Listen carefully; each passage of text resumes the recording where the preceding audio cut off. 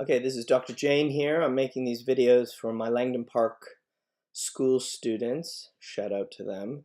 We're doing Romeo and Juliet in year 9, and in year 10, of course, we're revising Romeo and Juliet.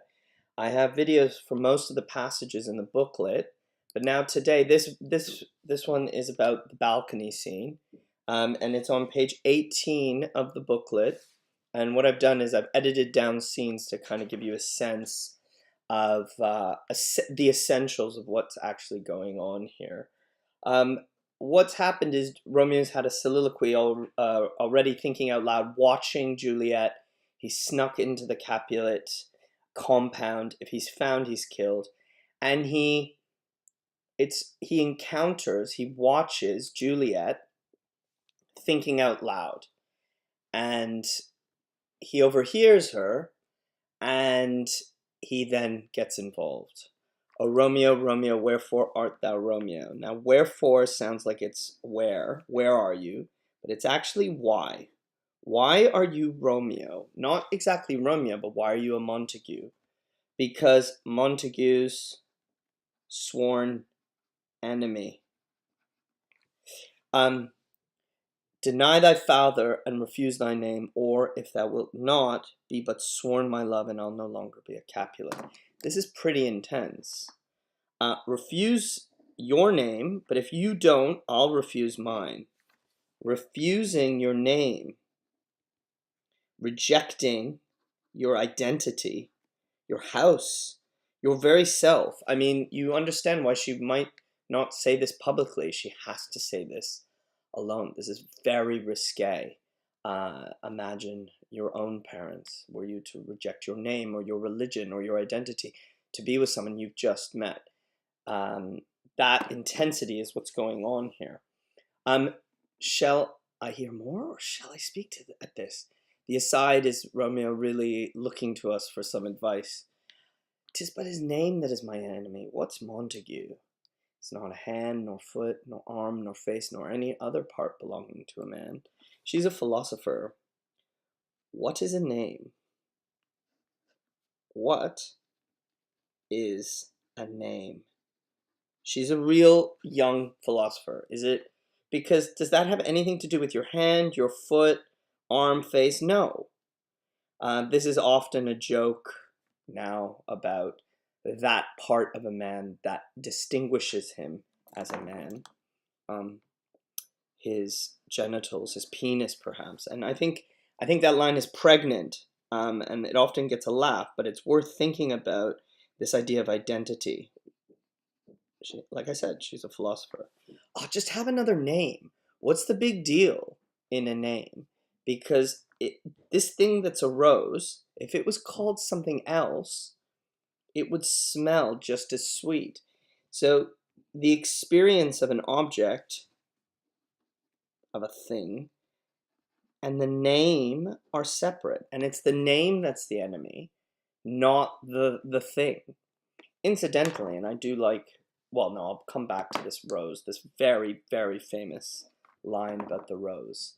So Romeo would were he not Romeo called. If he was not Romeo, if he was not a Montague, he would be just as sweet. So just let's find another name.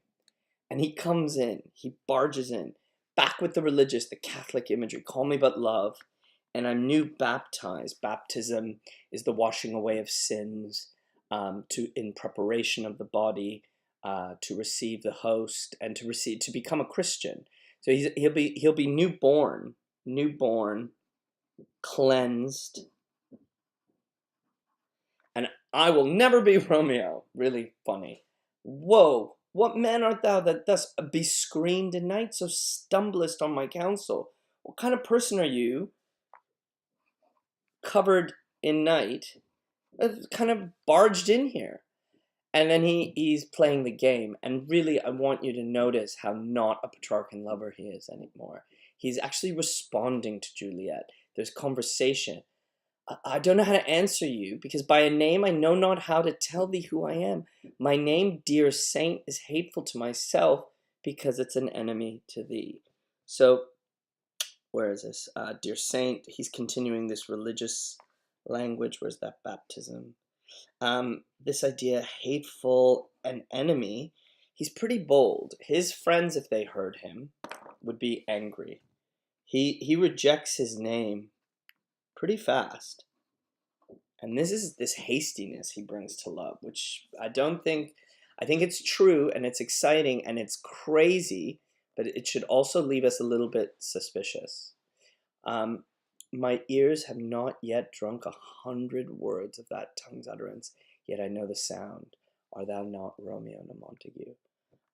Beautiful metaphor of language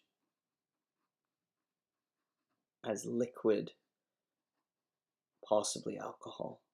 She's drunk. She's drunk on him. Look, that's not my name. He's constantly worshiping her. If you don't like it, how camest thou hither? Tell me, and why? Why have you come here? Why have you come here? The orchard walls are high and hard to climb, and the place death. You get this constant foreshadowing of death, and how difficult it was to get here. This place is death, based on who you are, and if my people find you here, if they do see thee. Oh wait, sorry. With love's light wings did I overperch these walls. Remember before he was saying he doesn't have love's wings. Now love gives him wings, not Red Bull. Maybe it's Cupid here. That's how I got over the wall. And these limits cannot hold love out. I'm not going to be stopped. Not stopped by you or anyone, maybe you. And what love can do that dares love attempt, therefore, thy kinsmen are no let to me. I'm not bothered. But look here, if they see you, and let's be clear, they will just murder you. They will kill you for real. It's not a joke. He's the big lover. He's not a fighter. And he's being reckless. And she's noting it. You're being too reckless. Alack, there lies more peril in thine eye, more danger in your looks than 20 of their swords. Look thou but sweet, and I am proof against their enmity. So just look at me. Just look at me. Your look is protection. I would not for the world they saw thee here. I have night's cloak to hide me from their sight. Here again we have this beautiful imagery of night.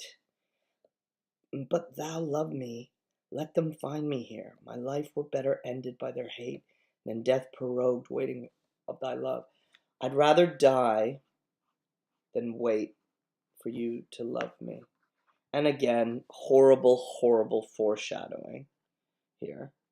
Now, so I've broken the balcony scene into different parts. This is, initially we have on page 17, we have his soliloquy, 2-2. Now it's 2-2, his first part of the balcony speech, and the initial conversation.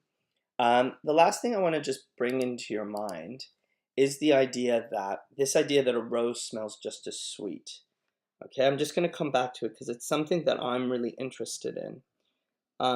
Because there are lots of different views of love in this play. You're a real cynic if you don't believe that Romeo and Juliet could possibly have real love. You're a cynic as far as I'm concerned. I think the play illustrates a kind of insanity to teenage love, and that's why this play is really good to read with teenagers. But of course, with Mercutio and the nurse, you get sexual love, you get love of friendship, you have love of God, you have love of your clan, your house, your identity, and these conflicting loves are at play. But Shakespeare is sympathetic with Romeo and Juliet. They are the heroes, of course, the tragic heroes of this play. But here we have this interesting moment, don't we? Saying that a rose by any other name would smell just as sweet. And I can't help but think about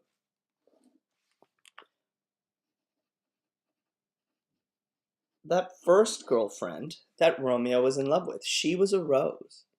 And is Juliet just a rose with another name? Is Romeo just in love with love. And for me, what keeps the play interesting is the play changes as I grow old. And that one reading lets me see how Shakespeare wants us to see it in multiple ways. Not only are we to fall for Romeo and Juliet, not only are we to reject them for being silly, if we can see it in these multiple ways, well, then we can do something quite interesting. So for you to think about is, how is love shown in this initial exchange?